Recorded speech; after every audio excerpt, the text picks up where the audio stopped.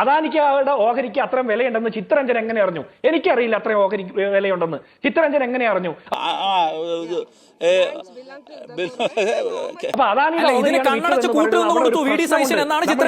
വിഷയത്തെ നമ്മൾ അഡ്രസ് ചെയ്യുന്നില്ല എന്നുള്ളതാണ്. പിന്നെ സെബിക്ക് കത്തയച്ചു പ്രതിപക്ഷ നേതാവ്.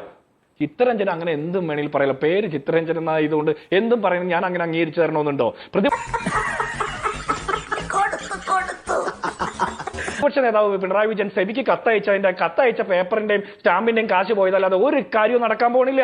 ഇതിൽ കരാർ വ്യവസ്ഥകൾക്കനുസരിച്ചിട്ട് നാട്ടിലെ നിയമങ്ങൾക്കനുസരിച്ചിട്ട് ഉള്ള തീരുമാനങ്ങളെ നടക്കുകയുള്ളൂ. ഇവിടെ ഒരു നയപരമായ കാര്യം തീരുമാനിക്കുമ്പോൾ ഒരു മര്യാദ നടപ്പാക്കി കഴിഞ്ഞാൽ, അല്ലെങ്കിൽ അങ്ങനെ ഒരു കാര്യങ്ങൾ ഫോളോ അദാനി ചെയ്തു കഴിഞ്ഞാൽ പിന്നെ അപ്രൂവൽ കൊടുത്തേ പറ്റൂ വിദേശക്ഷേമം സ്വീകരിക്കുക എന്നതാണ് സ്ഥിതി.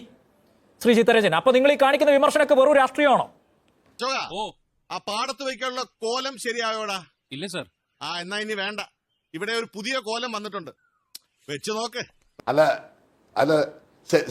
പിന്നെ ഇവിടെ ജിൻഡോ പറഞ്ഞു ഈ കടലാസിന്റെ വില പോലും അത് കിട്ടത്തില്ല, ആ കടലാസിന്റെ കാശ് പോയെന്നാ പറഞ്ഞത്. ഞങ്ങൾ അങ്ങനെ എന്തിനാണ് നിങ്ങളൊരു അഭിപ്രായം പറയേണ്ടത് ഈ കാര്യത്തിനകത്ത്? നമ്മുടെ സംസ്ഥാനത്തിലെ താല്പര്യത്തിന് വേണ്ടി നിൽക്കുകയല്ലേ നിങ്ങൾ നിലകൊള്ളേണ്ടത്? പിന്നെ കേരള ഗവൺമെന്റുമായിട്ടുള്ള ഏറ്റുമുട്ടലല്ലോ, നമ്മൾ ആരുമായിട്ടാണ് ഇപ്പോൾ ഏറ്റുമുട്ടുന്നത്?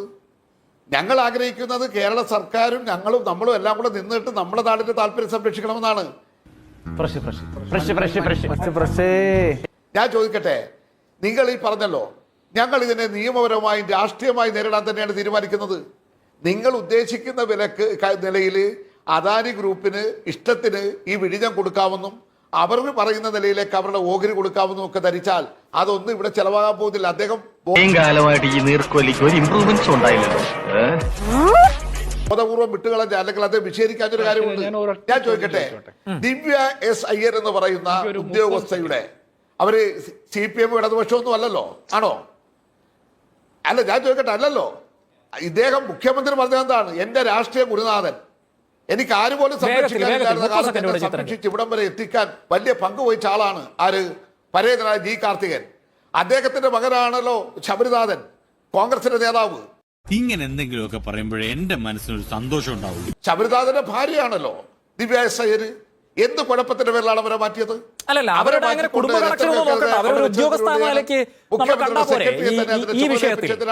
തുറമുഖ മുഖ്യമന്ത്രി എടുത്തത് എന്തിനാണ്? മുഖ്യമന്ത്രി എടുത്തത് എന്തിനാണ്? ചുമതലയുള്ള മുഖ്യമന്ത്രി ഇതെല്ലാം കൂടെ തന്റെ കുടുംബത്തിലെ പ്രശ്നങ്ങൾ തീർക്കാൻ ഒരു ഒറ്റമൂല് പറഞ്ഞു തരട്ടെ. എലിവിഷം വേണ്ട, ഏൽക്കില്ല. നല്ല പന്നിപ്പടക്കം വാങ്ങിക്കുക, ഈ സാധനത്തിന്റെ വായിലിട്ട് പൊട്ടിക്കുക, കൊല്ലുക.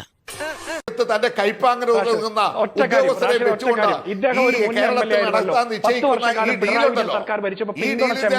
ഒരു കാര്യം, ഞങ്ങളുടെ നേതാവിന്റെ പേര് തന്നെയാണ് G. കാർത്തികേയൻ. ഞങ്ങളുടെ നേതാവിന്റെ പേര് തന്നെയാണ് G. കാർത്തികേയൻ. കാർത്തികേയൻ സാറിന്റെ മകനാണ്. എന്റെ പൊന്നു സാറേ, അല്പം ചട്ടമ്പിത്തരില്ലാതെ ഇവിടെ ജീവിക്കാൻ പറ്റത്തില്ല. ഗോപാലൻ തല്ലാറുണ്ട്, അതുപോലെ തിരിച്ചിഷ്ടം പോലെ കിട്ടാറുണ്ട്. നമ്മൾ മാത്രം മര്യാദക്കാരായി ജീവിച്ചാലേ തല്ലുകൊണ്ട് തൂറി മെഴുകത്തേ ഉള്ളൂ.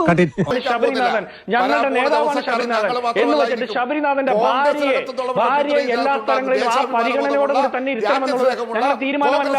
ഞങ്ങളുടെ സർക്കാർ ഭരിക്കുമ്പോൾ മക്കൾക്കും മരുമക്കൾക്കും ബന്ധുക്കൾക്കും ഒക്കെ ഇഷ്ടപ്പെട്ട സ്ഥാനങ്ങൾ വെക്കണമെന്നുള്ള ഒരു തീരുമാനമില്ലെന്ന് അറിഞ്ഞില്ല. ഞാൻ പോട്ടാ, ഞാനും വരുന്നു. ഹലോ സാറന്മാരെ നമസ്കാരം. ഒന്ന് പോടാ, ധൈര്യം ഉണ്ടെങ്കിൽ അടിച്ചിട്ട് പോടാ പട്ടികളെ.